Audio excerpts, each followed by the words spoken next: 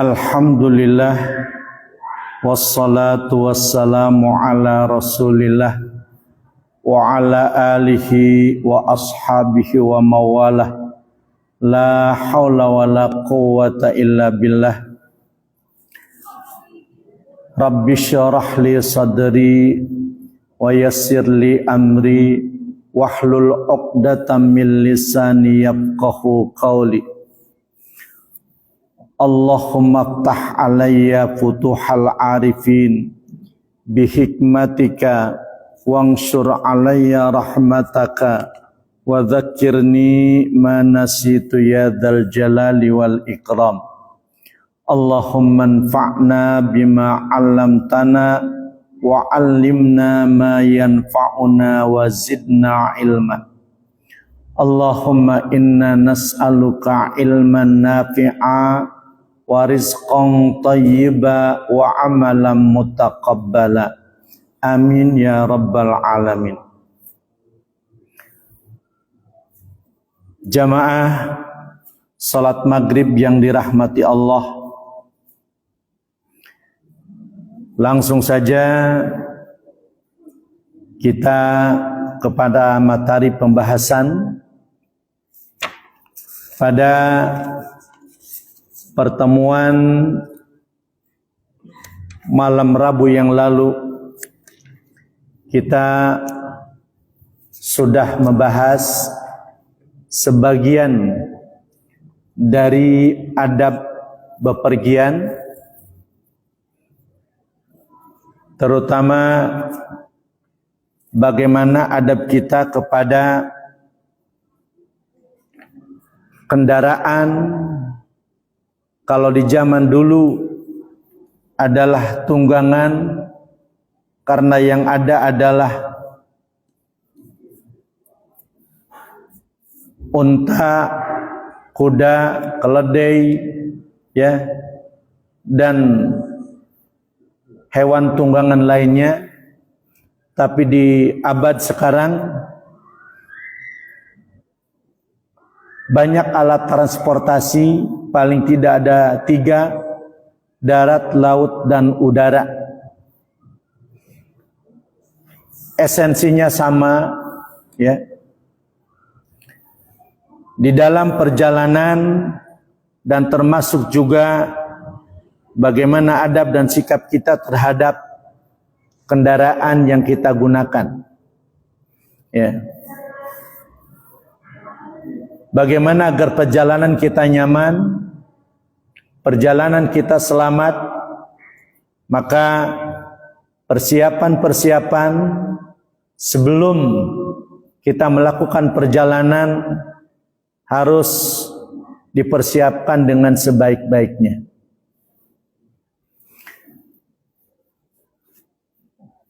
Malam ini kita akan membahas bab tentang menolong teman seperjalanan.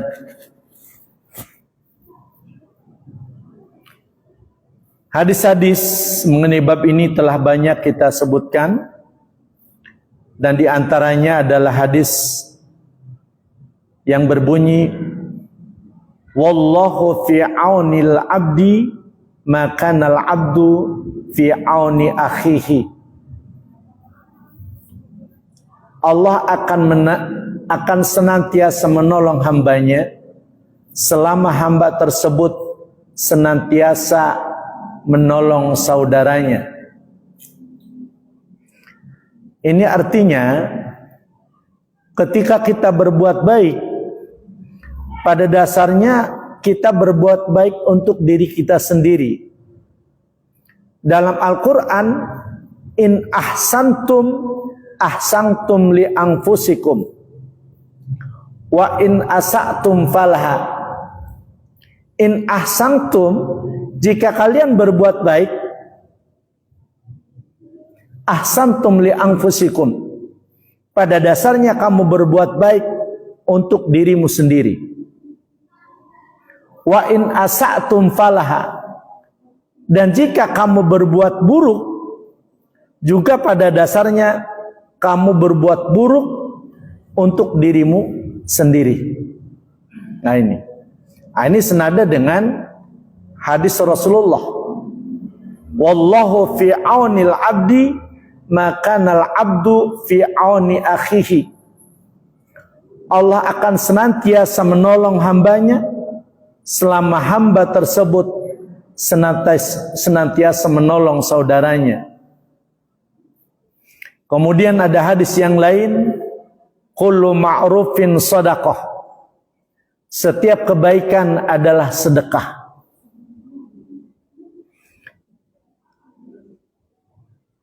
Kita semua tentu berpengalaman saat kita melakukan perjalanan atau bepergian musafir, banyak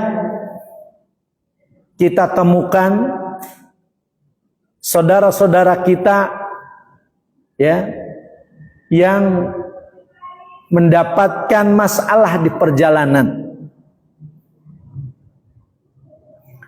Apakah bannya kempes? Apakah ampas remnya habis? Macam-macam. Dan tentu orang-orang yang seperti ini butuh bantuan dan butuh pertolongan. Nah, dalam perjalanan kita sangat dianjurkan untuk menolong ya sesama orang musafir, ya sesama teman. Artinya teman di sini bukan teman yang kita kenal, ya. Artinya teman ini sama-sama melakukan perjalanan, sama-sama melakukan musafir. Dan saat di perjalanan dia mendapatkan masalah, mendapatkan kesulitan. Nah, Islam agama yang sangat luar biasa, menuntun umatnya ya untuk selalu berbuat baik. Ya. Dan tidak menutup kemungkinan kesulitan ini terjadi pada diri kita. Saya ada pengalaman, saya, istri, anak sama bayi satu. Kebetulan saya nyupir, pas di pintu tol MBZ itu terakhir, mau keluar dari jalan layang, tiba-tiba sudah nempelkan etol, mati mobil, keluar asap dari kap mobil, panas, dihidupin gak hidup-hidup, ya Allah, panas lagi itu. Langsung saya suruh keluar, ya, yang ada di dalam. Itulah memang qadarullah. Kita pas di situ, ya, di mana banyak di situ petugas-petugas yang di pintu tol. Saya laporan, akhirnya segera dicarikan mobil derek di tol. Ketika anak istri panasan, tiba-tiba ada mobil tuh, nggak diduga-duga. Allah kirimkan bantuan pertolongan. Pak, mau kemana Pak? Mau ke pasar Minggu Jati Padang. Kalau gitu yuk ikut saya aja, ikut saja. Tiba-tiba ngajak, nggak kenal itu. Kebetulan saya mau ke Bogor. Dibawa itu, istri, anak semua diantarkan sampai rumah. Masya Allah. Inilah contoh konkretnya. Saya nggak kenal orang itu. Kebetulan saya juga pulang dari pesantren ngantar anak Pak, katanya. Ayo, langsung diantar ke rumah. Ini adalah contoh konkret. Dan tentu bagaimana senangnya, bahagianya ketika kita dalam keadaan kesulitan, ya, ada bantuan, ada pertolongan. Inilah. Makanya di sini, wallahu fi aunil abdi makanal abdu fi auni akhihi. Allah akan senantiasa menolong hambanya selama hamba tersebut senantiasa menolong saudaranya. Di dalam surat Al-Maidah ayat 2, ta'awanu 'alal birri wat taqwa wa la ta'awanu 'alal ismi wal udwan. Saling tolong menolonglah kamu dalam kebaikan dan ketakwaan, dan janganlah saling tolong menolong dalam perbuatan dosa dan permusuhan. Ayat ini diawali dengan ya ayyuhalladzina amanu, wahai orang-orang yang beriman. Jadi ciri orang beriman adalah ta'awun, saling menolong, saling membantu satu sama lain dalam hal kebaikan dan ketakwaan. Nah, salah satunya adalah saat kita melakukan musafir, saat kita melakukan perjalanan, ya, di mana sering kita dapatkan ada teman kita seperjalanan mendapatkan kesulitan, dan disitulah peluang kita, ya, untuk membantu mereka.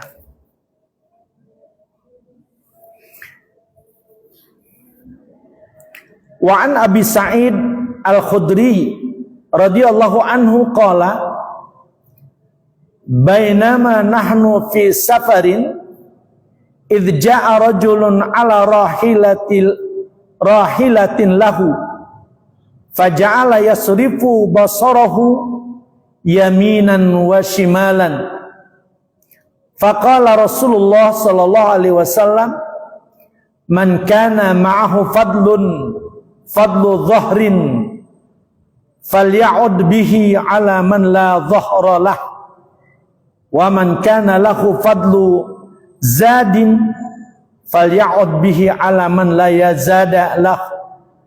Fadzakara min asnafil mal ma dzakarahu hatta ra'ayna annahu la haqqa li ahadin minna fi fadlin. Rawahu Muslim. Dari Abu Sa'id Al-Khudri radhiyallahu anhu, ia berkata, ketika kami sedang di perjalanan, tiba-tiba muncul seorang lelaki yang sedang mengendarai untanya. Lelaki itu menoleh ke kanan dan ke kiri. Kemudian Rasulullah SAW bersabda, barang siapa yang memiliki kelebihan kendaraan, berbagilah dengan orang yang tidak memiliki kendaraan. Barang siapa yang memiliki kelebihan bekal, berbagilah dengan orang yang tidak memiliki bekal. Kemudian beliau menyebutkan beberapa jenis harta, sampai-sampai kami berpendapat tidak ada seorang pun yang berhak memiliki sesuatu berlebihan. Nah, kalau dulu sekali lagi, ini contohnya adalah unta, ya. Dia punya unta, ya. Sementara ada orang yang nggak punya, sama-sama yang satu jalan kaki, yang lain naik unta. Ya.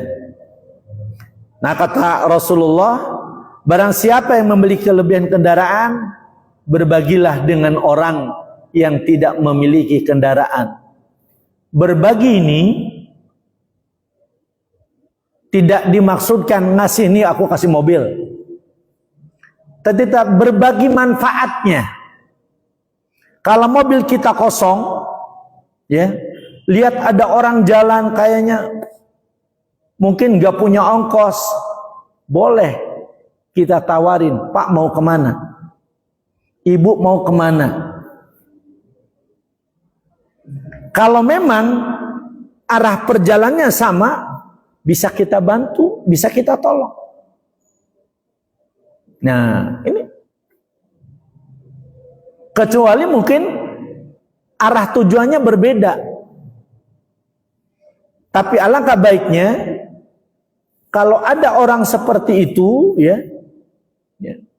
maka kendaraan kita kosong, ya, lalu kebetulan ada orang yang tujuannya sama, maka kita mendapatkan pahala yang besar. Ya. Demikian juga biasanya kita saat hendak bepergian jauh melakukan safar, itu kita bawa bekal, mempersiapkan makanan minuman di perjalanan. Ya. Nah, ketika di perjalanan kita mendapatkan kesulitan, ada yang kesulitan, ya, kan kadang-kadang sering tuh macet panjang berkilo-kilometer, terpaksa orang pada turun dari mobil, di tol lagi, yang jualan nggak ada. Kebetulan kita bawa minuman, makanan yang cukup persediaan. Lalu ada dari kendaraan yang lain, dia mungkin nggak mengira kalau akan terjadi kemacetan separah itu. Dia nggak bawa bekal, dia nggak bawa minuman. Alangkah bahagianya, alangkah senangnya kalau dia ditolong dan dibantu oleh kita. Kita berbagi. Inilah Islam, itu indah sekali. Ya. Jadi, ya, kebaikan seorang muslim itu dilihat dari hal-hal semacam ini. Ya. Ini Rasulullah menyuruh begitu. Ya. Jadi kalau memang dimungkinkan, ya, kendaraan kita kosong, kemudian ada orang lain, ya, yang mungkin kesulitan. Banyak sebetulnya orang ingin silaturahmi dengan keluarganya, dengan apa? Dengan orang tuanya. Cuman karena kendala masalah transportasi, nggak punya ongkos, nggak bisa beli tiket, gitu kan? Akhirnya kadang-kadang ya terpaksalah karena terbatas uang, dia ngeteng, ya, kendaraan umum. Ya. Nah, kalau kita misalkan menemukan hal itu, ya, dia akan sangat berbahagia. Kita ajak yuk, kalau mau ke sana, kebetulan saya juga arahnya ke sana, boleh bersama saya. Bahkan tidak hanya dikasih tumpangan, kita kasih juga makan minum. Dan dia akan sangat berterima kasih kepada kita. Ya. Nah, inilah Islam, ya, mengajarkan bagaimana menciptakan hubungan sosial yang baik. Ya. Karena itulah saya teringat itu ayat di dalam Ali Imran, Duribat alaihimul maskanah, Duribat alaihimul dhillatu aynama thukifu illa bihabli minallah wa habli minanas. Mereka akan ditimpa kehinaan dimanapun berada, kecuali bihabli minallah wa habli minanas. Hubungan baik dengan Allah dan hubungan baik dengan sesama manusia. Dan apa yang dilakukan oleh kita dalam perjalanan itu dalam rangka menjalin hubungan baik. Ya. Jadi kita nggak cukup hanya dengan sholat aja, dengan doa, zikir, puasa, tetapi hubungan sosial pun tidak kalah pentingnya. Bahkan ada sahabat yang rajin ibadahnya, rajin sholat sunnahnya, rajin puasa sunnahnya, tetapi dia nggak baik dengan tetangga, dengan teman sejawatnya, dia dikatakan adalah akan masuk neraka. Ya.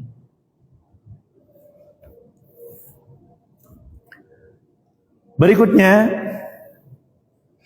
wa an Jabirin radhiyallahu anhu an Rasulillah sallallahu alaihi wasallam annahu arada ayaghzuwa faqala ya ma'syaral muhajirin wal ansar inna min ikhwanikum qauman laisa lahum mal wala ashiratun falyadumma ahadukum ilaihir rajulaini aw thalathata fama li ahadina min dhahri yahmiluhu illa uqbah yakni ka uqbati ahadihim qala fadamamtu ilayya ithnaini aw thalathatan mali illa uqbatan ka uqbati ahadihim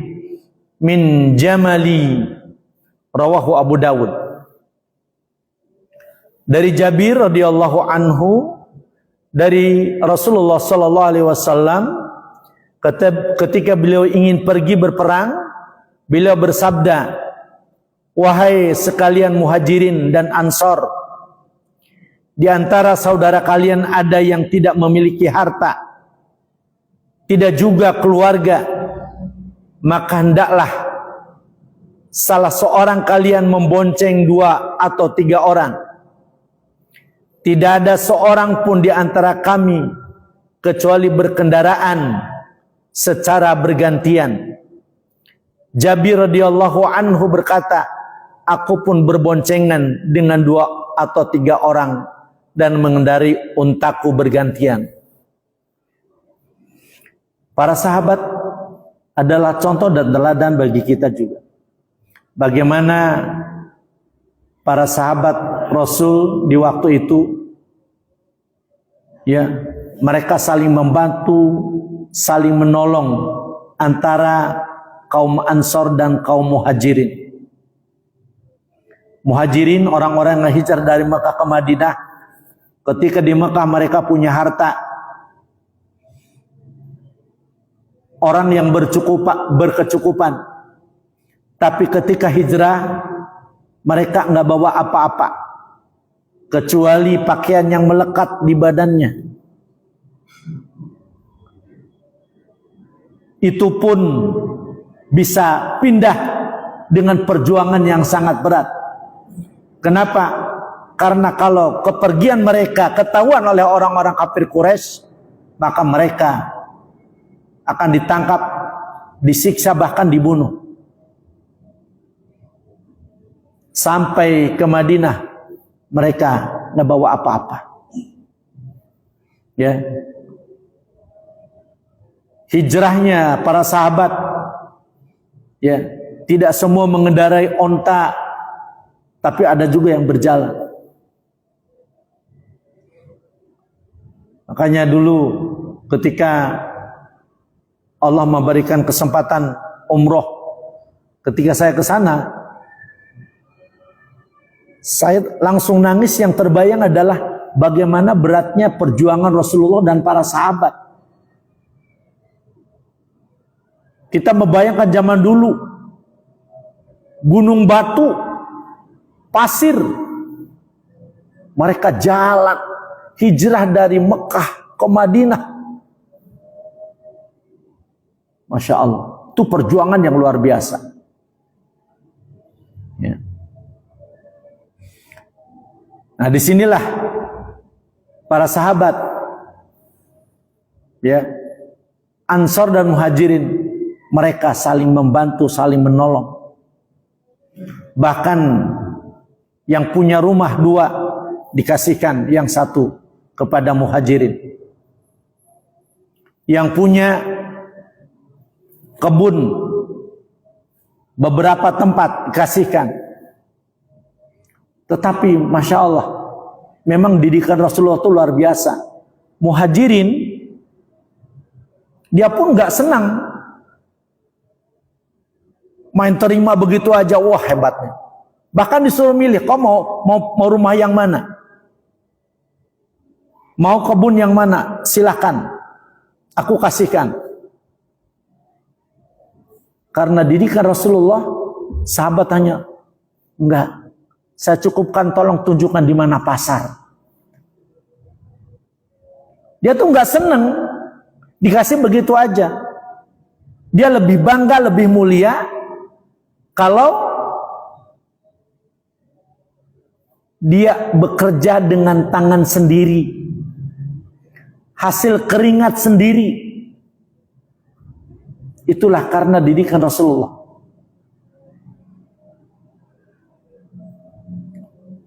Tapi kalau di kita sekarang kan ditawarin mau yang mana? Oh, aku ini yang ini ya. Wah, senang banget gitu. Ya. Jadi mental sahabat didikan Rasulullah luar biasa. Kenapa? Dia selalu ingat al-yadul ulya khairun min yadis sufla. Tangan di atas lebih baik dari tangan yang di bawah. Itu selalu terngiang di kalangan sahabat. Ya. Al-yadul ulya khairun min yadis sufla. Tangan di atas lebih baik dari tangan yang di bawah. Di sana dia nggak senang, dia nggak bangga.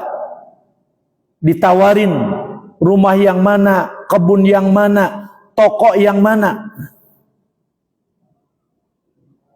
Dia lebih senang memanggul di pasar. Kerja mendapatkan upah dengan memanggul barang-barang dagangan. Dan luar biasa sahabat-sahabat dulu kerja kerasnya.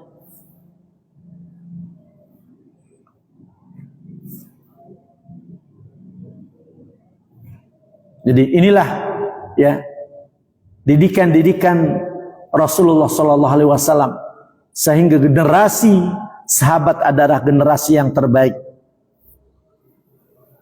Ya, mereka satu dengan yang lain. Ya, sampai mengadami damuka dami. Darahku darahmu dan darahmu adalah darahku.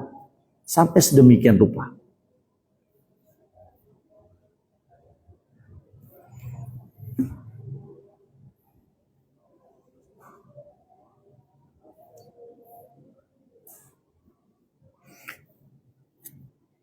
Hadis berikutnya, ya.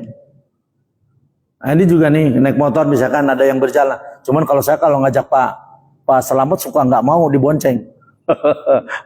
Padahal kita mikir ini udah sepuh nih, yuk saya antar, nggak mau, lebih berjalan kaki. Itulah didikan Rasulullah gitu.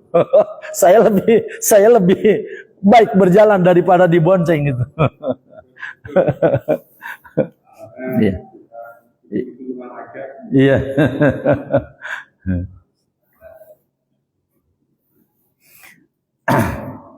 Ya, kita tawarin ketika ada siapapun berjalan, ibu mau kemana, bapak mau kemana, ya. Tapi ya memang kadang-kadang di kita nggak mudah juga sih. Kadang-kadang orang kita baikin, malah dia jahat sama kita gitu. Ada juga yang begitu. Jadi kadang-kadang, aduh, gimana? Ya. Sehingga terutama yang nggak kita kenal gitu kan. Kalau kita kenal nggak masalah. Nah, ini yang nggak kita kenal ini. Ya, kita bonceng di perjalanan, kita dibegal. Nah, dari belakang gitu kan. Ya. Nah, di sini ada juga masih kewaspadaan. Dan itu banyak terjadi. Dikasih tumpangan, bukan berterima kasih, tetapi malah melakukan kejahatan kepada kita.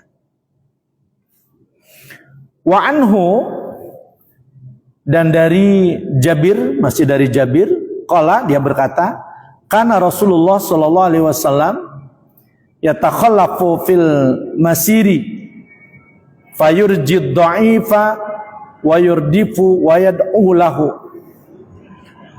Masih dari Jabir radhiyallahu anhu, ia berkata, di dalam perjalanan Rasulullah sallallahu alaihi wasallam selalu berada di belakang. Selalu berada di belakang rombongan untuk menolong yang lemah. Ya, memberi boncengan dan mendoakannya. Ya. Dalam hadis yang lain dikatakan bahwa ketika Rasulullah di belakang ada salah satu unta tuh yang lain yang udah kelelahan.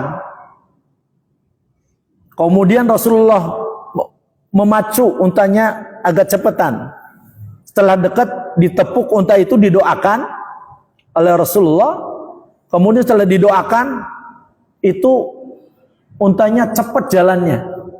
Bahkan rombongan lain tersusul sama unta itu. Nah inilah ya.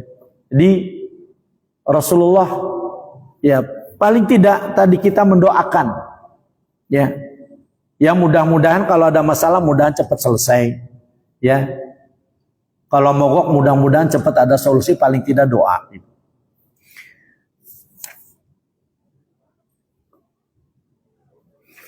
Baik, masih ada waktu ya kurang lebih berapa menit?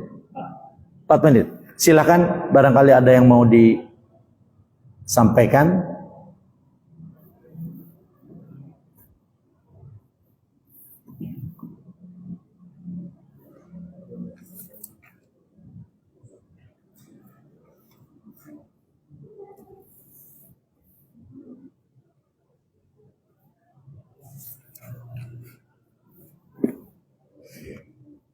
Jadi salah satu adab dalam perjalanan adalah kita menolong ya teman seperjalanan ya yang sama-sama satu arah dengan kita, sama-sama berjalan. Ketika ada masalah maka kita siap untuk membantu sesuai dengan kemampuan kita. Kadang-kadang di pintu tol rupanya etolnya kurang sehingga kemacetan panjang. Besar sekali pahalanya ketika dia ada masalah. Oh, nih pakai etol saya dulu, silakan. Mengurai kemacetan, dan itu pahala yang luar biasa. Ya, melancarkan banyak orang. Ya. Jadi kita jangan istilahnya seorang muslim nggak boleh cuek, masa bodoh. Ya.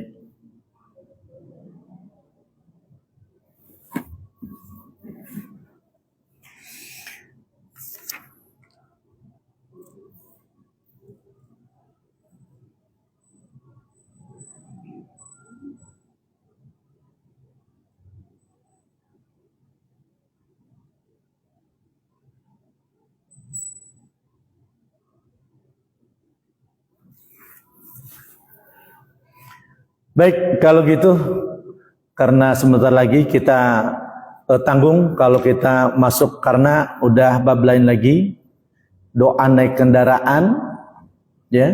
Ini cukup panjang doanya. Jadi mungkin kita insya Allah kita bahas pertemuan yang akan datang. Sekaligus nanti insya Allah saya tulis doanya, saya fotokopi, saya bagikan kepada bapak-bapak ya. Untuk malam ini mungkin kita cukup sampai di sini dulu.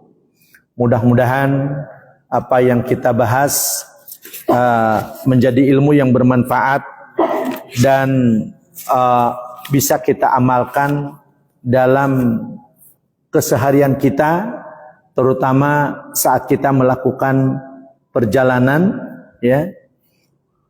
Allah dan Rasulnya menganjurkan kita untuk menolong, membantu dan berbuat baik di perjalanan. Baik, mari kita tutup dengan doa. Bismillahirrahmanirrahim.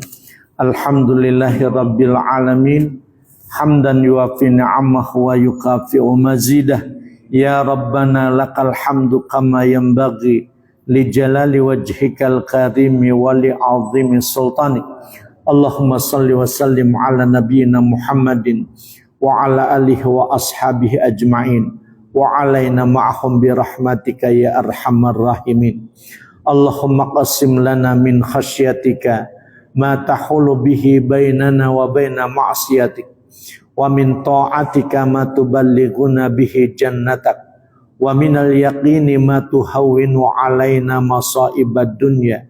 Allahumma matti'na bi asma'ina wa absarina wa quwwatina ma ahyaitana waj'alhul waritha minna waj'al tha'rana 'ala man zalamana wansurna 'ala man 'adana wala taj'al musibatana fi dinina wala taj'alid dunya akbara hammina wala mablagha ilmina wala tusallit alaina man la yarhamuna. Ya Allah, anugerahkanlah kepada kami rasa takut kepadamu yang dapat mencegah kami untuk berbuat maksiat kepadamu, dan anugerahkanlah kepada kami ketaatan kepadamu yang dapat menyampaikan kami ke dalam surgamu, dan keyakinan yang dapat meringankan segala musibah yang menimpa kami di dunia ini. Ya Allah, berilah kami kenikmatan melalui pendengaran kami, penglihatan kami, kekuatan kami selama kami hidup, dan jadikanlah ini warisan dari kami. Jadikanlah balasan terhadap orang-orang yang pernah menzalimi kami. Bantulah kami dalam menghadapi musuh-musuh kami. Janganlah engkau turunkan bala yang menimpa agama kami, dan janganlah engkau jadikan dunia ini target utama kami dan tujuan ilmu kami, dan janganlah engkau angkat para penguasa yang tidak belas kasihan kepada kami. Rabbana la tuzigh qulubana ba'da idh hadaitana wa hab lana min ladunka rahmah innaka antal wahhab. Rabbana atina fid dunya hasanah wa fil akhirati hasanah wa qina adzaban nar. Wa sallallahu ala nabiyyina Muhammadin wa ala alihi wa ashabihi ajmain walhamdulillahi rabbil alamin. Subhanakallahumma wa bihamdika asyhadu an la ilaha illa anta astaghfiruka wa atubu ilaik. Assalamualaikum warahmatullahi wabarakatuh.